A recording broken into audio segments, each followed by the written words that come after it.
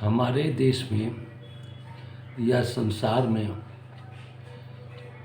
Main 3 प्रकार के संप्रदाय ज़्यादा हैं। क्रिश्चियन, मुसलमान, हिंदू सनातन धर्म। कोई भी संप्रदाय के धर्मानुयायी के द्वारा कोई खराब बात बतलाई नहीं गई है। कभी कभी मैं बुद्धिजीवी मुसलमान भाई से बात करता हूँ और या हम अपने ग्रंथों में श्रीमद् भागवत या पुराणों के वक्ता व्यासपीठ में जो बैठ के बात करते हैं उनमें कोई फर्क नहीं है। सिर्फ सिद्धांतिक या अपने अपने फॉलोवर को बढ़ाने के उद्देश्य से इस प्रकार का कुछ मनगढ़ंत राजनीतिक वातावरण बना के दूसरे को नीचा दिखला के अपने को ऊंच दिखला के ये अपने अपने फॉलोवर को इसके माध्यम से बढ़ावा देते हैं और बढ़ा रहे हैं। हमारे हिंदू सनातन धर्म में ये बोला गया है कि परब्रह्म परमेश्वर परमात्मा जो सुप्रीम है इस जगत में आता नहीं है, उसके हम सब अंशी हैं। जितने भी जीव प्राणी मनुष्य मात्र चल अचल जितने भी पक्षी पेड़ पौधे हम उस सबके अंशी है। ये हमारे हिंदू सनातन धर्म में बनाया है। अब उस परब्रह्म परमेश्वर परमात्मा सुप्रीम जो है उसके जो अंशी हैं, जब अंशी इस पृथ्वी में आता है वो अपने साधना के द्वारा साधक बन के उस ब्रह्म की उपासना करता है। और जब उस ब्रह्म की जब उपासना करता है तो उसमें कुछ प्रकार की विशेष शक्ति आ जाती है और कुछ विद्या के द्वारा किताबी विद्याओं के द्वारा ज्ञान अर्जित करके अपनी शक्तियों को वो संगठित करता है और वो जन कल्याण में जब लगा देता है तब वही व्यक्ति विभूति आत्मा हो जाता है, पवित्र आत्मा हो जाता है और उसको हम लोग कुछ सालों के बाद वंदनी पूजनी भगवान के रूप में देते हैं, देखते हैं और उसका व्याख्यान भी करते हैं। निराकार स्वरूप है भगवान, ब्रह्म का कोई आकार नहीं है। ये मनुष्य मात्र हम उनके अंशी होके अपने अपने हिसाब से उनका हम उपासना करते हैं और जिस साधक को उस उपासना से जो सिद्धि प्राप्त हो जाती है उसको भगवान के रूप में पूजता है। चाहे शिव हो, चाहे ब्रह्मा हो, चाहे विष्णु हो, चाहे गणपति हो, चाहे काली हो, चाहे दुर्गा हो, ऐसे बहुत से देवी देवता हम लोग को है। वैसे कहा गया है कि हमारे यहाँ जिस भी चीज़ से मनुष्य मात्र को फ़ायदा होता है उसको हमारे यहाँ भगवान का रूप मान के उसको हम लोग अपना इष्ट मान लेते हैं और उस फायदा वाले चीज़ों को हमने देवी देवताओं के रूप में किया है। इसी प्रकार मुसलमान संप्रदाय में मेरे से बात होती है तो मैं पूछता हूँ उनके विषय में, वो भी यही बोलते हैं अल्लाह इस जगत में नहीं आता है, वो ब्रह्म सुप्रीम है, महबूबा उसको बोलते हैं लोग, उनको अल्लाह बोलते हैं, इस जगत में नहीं आता। उनका पैगाम्बर जिसको हम लोग अंशी मानते हैं उसको पैगाम्बर बोलते हैं, जिसको हम लोग साधक बोलते हैं। अपनी तपस के द्वारा अपने उसके द्वारा हम आगे बढ़ते हैं, साधक अपनी तपोबल लाता है। उनके यहाँ भी उसी प्रकार के फकीर होते हैं, उसी प्रकार के कुछ व्यक्ति होते हैं जो अपनी सिद्धता के द्वारा आम जनता का कल्याण करते हैं। भगवान अल्लाह उनको आते नहीं हैं, उनके पैगाम्बर आते हैं। अच्छे कार्य कर जाते हैं, वो पूजनीय वंदनीय के रूप में उनको पूजा जाता है। वो निराकार है, किसी रूप में नहीं है। हमारे यहाँ निराकार को साकार मान के साकार की पूजा करते हैं और साधक उसके द्वारा अपना कार्य सिद्ध करते हैं। इसी प्रकार क्रिश्चियन में भी यही है। इसी प्रकार दूसरे संप्रदाय में जैसे बुद्धिज्म हुए, आज समाजी हुए, ये सब क्या है, उसमें भी यही परंपरा है। वो सुप्रीम को तो सुप्रीम मानते हैं, लेकिन उनका आप बदलाया हुआ मार्ग नहीं अपनाते हैं। हमारे हिंदू सनातन धर्म में ये छूट दी गई है, यदि एक भागवत है, भागवत में जो लिखा है या गीता में जो हमारे यहाँ लिखा है या हमारे पुराण में लिखा है, उसमें वो नहीं बोलते हैं, बल्कि सब मिश्रित करके दृष्टांत देते हैं और समझाते रहने की कोशिश करते हैं। और वो वक्ता अपने को ये दर्शाता है, आई एम सुप्रीम, मैं अच्छा वक्ता हूँ, लोग मेरे को जाने पहचाने। लेकिन जो जो शब्द उसमें लिखा हुआ है उसको पढ़ के हम जनता को नहीं समझाते हैं। लेकिन कुरान में ये कहा जाता है कि जो कुरान में लिखा है वही सत्य है, वही सब कुछ है।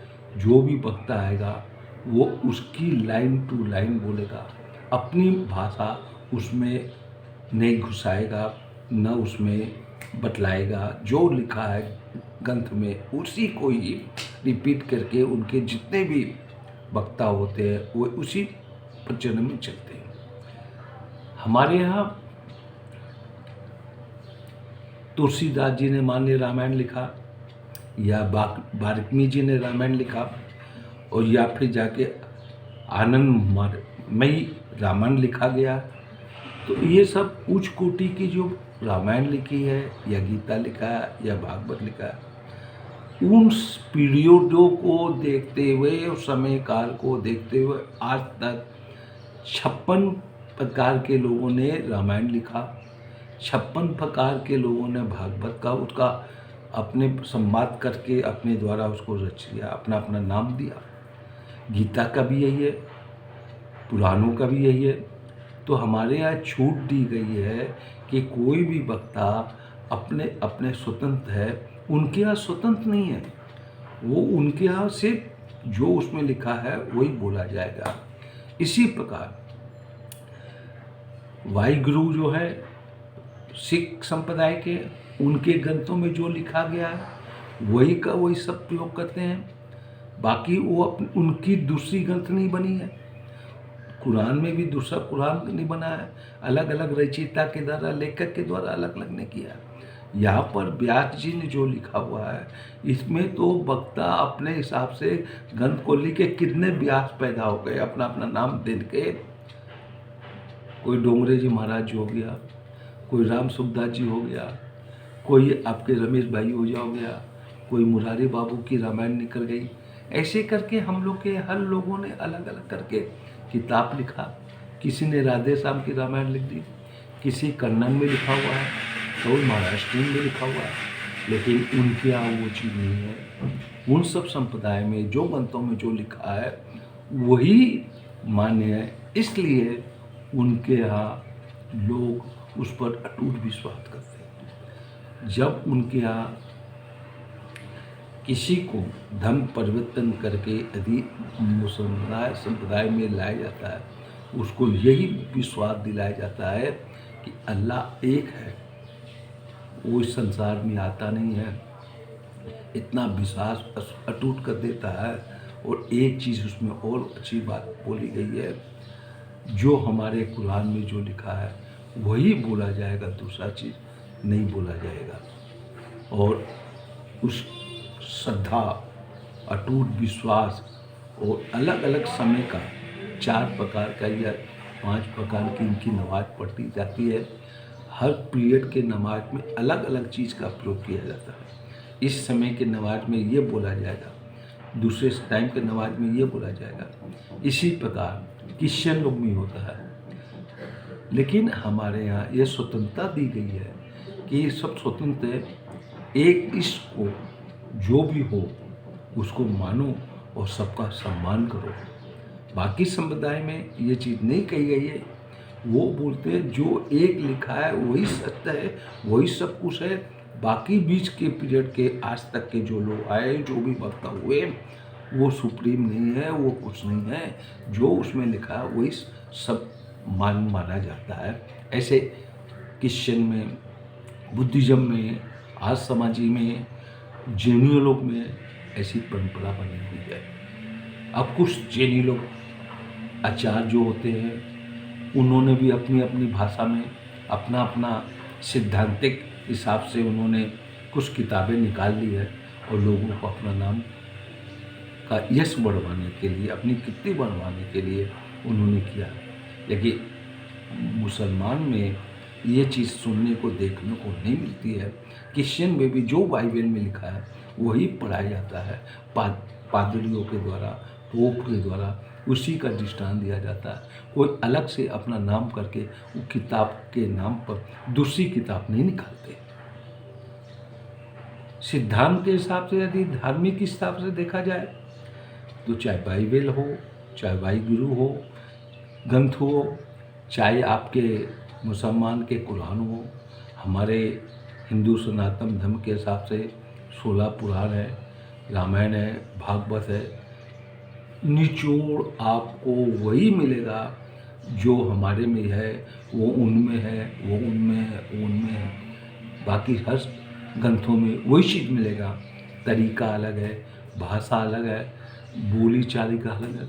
अब ये जो अभी आज भारतवर्ष में हो रहा है, देखने को कितना गंदी राजनीतिक हो रही है, इस चीज़ को ध्यान में नहीं रखते हुए अपनी कुर्सी को बचाने के लिए, कुर्सी प्राप्त करने के लिए राजनीतिक नेता लोग उसका दुरुपयोग कर रहे हैं। गलत गलत बातों को बतला के, समझा के, मिसगाइड करके अपनी कुर्सी प्राप्त करने में लगे हुए हैं।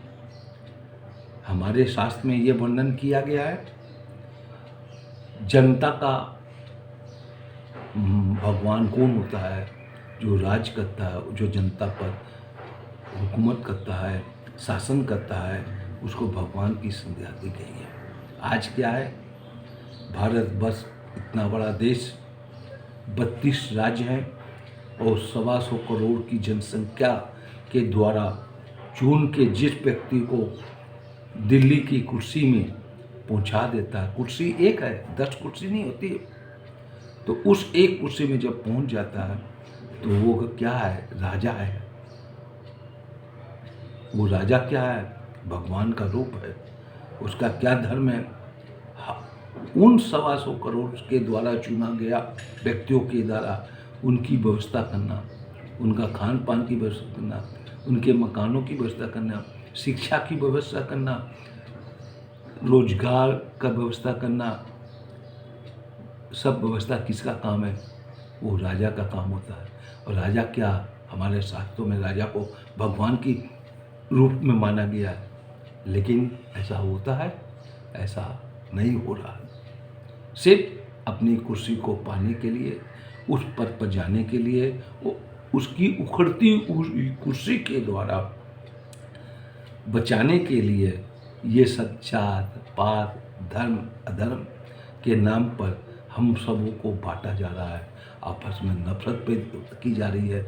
हम 4 भाई हिंदू बैठते हैं या परिवार के आदमी बोलते हैं तो उस के लोगों का कुछ बात बोल देते हैं तो हमसे यही बोला जाता है कि आप हिंदू हैं कि नहीं, आप कांग्रेसी हैं, आप देशद्रोही हैं, आप हिंदू नहीं हैं। ये सब बात मेरे को भी सुनने को मिली, कई लोगों ने बोला। तब मैं बोलता हूँ, मैं चोटी रखता हूँ, मैं तुलसी की माला पहनता हूँ, रुद्राक्ष की माला पहनता हूँ। आप पहनते हो? आप नहीं पहनते हो। आप हिंदू हैं कि हम हिंदू हैं? तब वो चुप पड़ जाते हैं। ठीक है, उनके विचारधारा में वो अच्छे हैं, मेरे विचारधारा में कोई अच्छे भी हैं, कोई बुरे भी होते हैं। कोई भी देश का नेता यदि प्रधानमंत्री बनता है तो वो अच्छा भी काम करता है, बुरा भी काम करता है। अच्छे के लिए तारीफ़ करना चाहिए, बुरे के लिए उसका विद्रोह नहीं कर सकते हैं, आलोचना तो हम कर सकते हैं। विरोध विरोध करने का मेरे में क्षमता नहीं है, ताकत नहीं है मेरे पास, गट्स नहीं है मेरे पास, यूनिटी नहीं है। हाँ, आलोचना तो मैं कर ही सकता हूँ, तो मैं आलोचक हूँ। और इस प्रकार के देश में जो परंपरा चली आ रही है, एक चुना हुआ व्यक्ति 125 करोड़ का संगठन के द्वारा प्रधानमंत्री बनने के बाद वो प्रधानमंत्री नहीं होता, देश का राजा होता है। और राजा को भगवान का रूप में हम माना, यह हमारे शास्त्रों में वर्णन किया गया है। ठीक है, जो भी है, आज की चर्चा यही है। आगे कभी मौका लगा फिर मैं इस विषय में कुछ बोलूँगा। मेरे विषय को अदरवाइज आप मत लीजिएगा। मैं कोई राजनीतिक के हिसाब से नहीं बोल रहा हूँ, मैं इंसान हूँ, इंसान के हिसाब से बोल रहा हूँ। ऋषियों की संतान हूँ, भारतीय हूँ और इस देश का रहने वाला व्यक्ति हूँ। तो मैं उसकी स्थिति परिस्थिति की समीक्षा करते हुए मैंने ये आप सबको अपने मन की बात कही।